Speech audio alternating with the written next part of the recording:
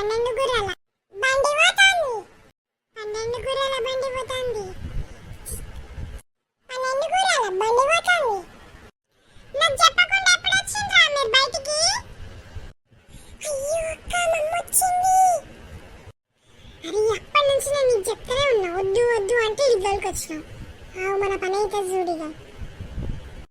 ఏంరా ఏం గుసగుసలు పెడుతున్నారు ఇద్దరు? ఏం లేదు మమ్మీ, అక్కనే దొరికొచ్చింది. మమ్మీ ఏమన్నా మమ్మీ కాదు మమ్మీ, నా మీదనే అబద్ధాలేస్తుంది. నేను వద్దన్నా కానీ బీచ్కి దొరికొచ్చిండు. ఏం కాదు ఏం కాదని. ఇద్దరు మస్తు అబద్ధాలు ఆడుతుండ్రు కానీ ఫస్ట్ ఇంటికి చూడండి, చెప్తా మీ సంగతి. ఏమ్రా నా మీద అబద్ధాలు ఆడుతున్నా ఎక్కువైతుందా నీకు? సారీ అక్క, కానీ అది కాదు మ్యాటర్. ఇప్పుడు ఇంటికి పోవాలంటే భయం అవుతుంది అక్క. ఈడుంటేనేమో ఎంజాయ్, ఇంటికి పోతేనేమో బెల్టులు చీపురు కట్టలు. ఏం చేయాలక్క? మరి నాకు ఇల్లు కట్టుకొని కూర్చో నడియా ఇంటికి. సరే పోదాం పదక్క.